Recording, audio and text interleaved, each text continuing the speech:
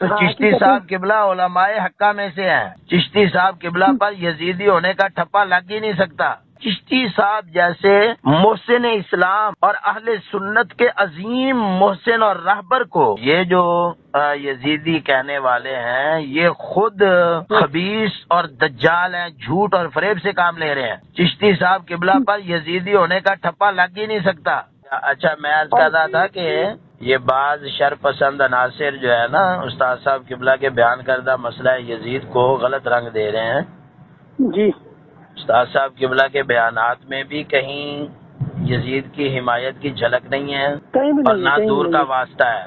جی، اور یہ جو کہا جا رہا ہے کہ چشتی صاحب کو یزیدی کہہ دیا گیا ہے اور یزیدی کا ٹھپا لگا دیا گیا ہے، یہ سب ان شر پسند عناصر کی طرف سے ہے. ورنہ کتاب کے پہلے صفحے پر ٹائٹل پیج پر یزید پلید یہ مبتدا بے ہے، یہ کتاب کی ابتدا ہے. جی جی، یعنی اس سے کتاب کی ابتدا کی جا رہی ہے، اس کو پلید کہنے سے. جی جی. اور امام عالی مقام کو ہم کہتے ہیں حسین پاک اور اس کو کہتے ہیں ہم یزید پلید. جی جی. اب بتائیے کہ جو ہم کو یزیدی کہے یا سمجھے وہ پلید ہے کہ نہیں؟ اچھا، بات سماعت فرمائے نا، پہلے بات سماعت فرمائے نا. تھوڑا میں عرض کروں، اگر مفتی صاحب میرے مرشد کے ساتھ ملا نا، یہ جو کتے بھونک رہے ہیں نا مفتی صاحب کے خلاف، ان کے منہ بند ہو جائیں گے. ہاں، اچھا، گزارش یہ تھی جی کہ چشتی صاحب نے یہ موقع بیان کیا ہے دفاع صحابہ میں کہ اگر ہم یہ کہتے ہیں کہ یزید پلید اس وقت پلید تھا جس وقت سیدنا امیر معاویہ رضی اللہ تعالیٰ عنہ نے اس کو خلافت دی، تو اعتراض حضرت سیدنا امیر معاویہ صحابی رسول پر آتا ہے. وہ پلید بنا کب بنا؟ تفویض خلافت کے بعد بنا. ٹھیک ہے نا؟ جی جی. اور اس کے علاوہ جو مسئلہ نیا ایک کھڑا ہوا ہے نا، یہ مراتب علی حجرے والے کا. جی جی. تو مراتب علی جو ہے حجرے والا جو ہے مراتب علی شاہ، ہاں، یہ میرا ساتھی ہے. ہم اکٹھے سبق پڑھتے رہے ہیں چشتی صاحب قبلہ کے پاس. ہم اکٹھے سبق پڑھتے رہے ہیں چشتی صاحب قبلہ کے پاس. چشتی صاحب قبلہ کے جتنے احسانات ہیں نا، یہ ایک احسان کا بدلہ بھی نہیں چکا سکتا. جی جی.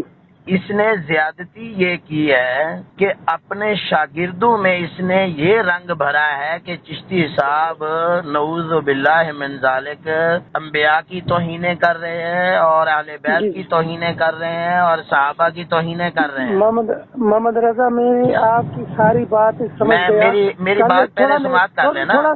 تھوڑا میں عرض کروں. کل ایک بندے نے مجھے فون کر کے کہا، اچھا، تو فضل احمد چشتی نے مراتب علی شاہ کو گالیاں دی ہے. کون سا بندہ تھا وہ؟ پتا نہیں، اس کا نمبر میرے پاس ہے. پھر میں نے اس کو کہا کہ بھائی بات یہ ہے، اگر کوئی بھی اہل بیت کی شان میں گستاخی کرے گا وہ باپ کا بیٹا ہو ہی نہیں سکتا.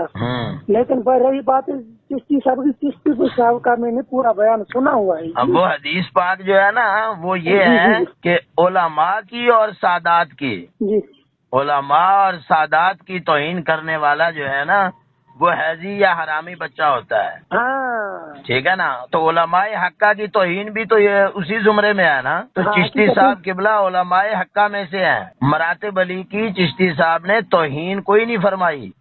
دیکھیں، وہ استاد ہیں، استاد کو حق ہوتا ہے کہ وہ تعزیری سزا طالب علم کو دے سکتا ہے. وہ تعزیری سزا قولی ہو یا فعلی ہو، وہ زبان سے بھی اپنے شاگرد کو جو ہے زجر و توبیخ کے الفاظ بول سکتا ہے سمجھانے کے لیے، اس کی تربیت کے لیے، اس کی تعلیم کے لیے، اس کی اصلاح کے لیے. اور اس کے ساتھ وہ ہاتھ کے ساتھ بھی سزا دے سکتا ہے، اگرچہ وہ سیدی کیوں نہ ہو. تعظیم فعل قلب ہے، دل کے ساتھ تعظیم کا تعلق ہے. اگر چشتی صاحب قبلہ نے کوئی زجر و توبیخ کے لیے، ڈانٹ ڈپٹ کے لیے، افہام و تفہیم کے لیے، سمجھانے کے لیے، اگر مراتب علی کی غلطیوں پر، اس کی زیادتیوں پر، نا انصافیوں پر اور ایسی غلیظ قسم کی حرکت پر کہ چشتی صاحب جیسے محسن اسلام اور اہل سنت کے عظیم محسن اور رہبر کو وہ توہین کنندہ ثابت کر رہا ہے، اس کا سالہ ہے، مراتب علی کا سالہ ہے نصیر، اس کی ریکارڈنگ ہے میرے پاس، وہ بکواس کر رہا ہے کہ چشتی صاحب نے انبیاء کی توہین کیا ہے۔ میری بات سمجھے کہ نہیں؟ جی جی جی۔ تو استاد محترم نے مراتب علی کی جو ڈانٹ ڈپٹ کے حوالے سے جو کوئی جملے بولے ہیں، وہ استاد ہیں، وہ مربی ہیں، وہ راہبر ہیں، رہنما ہیں، وہ تعزیری سزا کے طور پر قولی یا فعلی طور پر وہ سزا اپنے شاگردوں کو دے سکتے ہیں۔ اس میں وہ حق پر جانب ہے۔ جی جی ہاں، اس میں غلطی والی کیا بات ہے؟ جی کوئی گالی نہیں نکالی چشتی صاحب قبلہ نے، جی، کوئی اس کی ماں بہن نہیں انہوں نے وہ اس کی نعوذ باللہ من ذالک بےعزتی کی۔ نہیں یہ میری بات سمجھے کہ نہیں سمجھے؟ تو وہ کیوں بکواس کر رہے ہیں؟ یہ کیوں بکواس کر رہے ہیں مراتب علی کے متعلق کہ چشتی صاحب نے گالیاں نکالی ہیں؟